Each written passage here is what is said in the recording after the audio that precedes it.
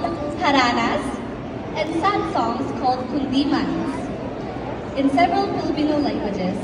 We will also share with you the meaning of the songs in English. We hope to pass our traditional music so it gives joy forever. Let's open with Art singing our national love song, Dahil sa iyo, Because of You, in the Tagalog language.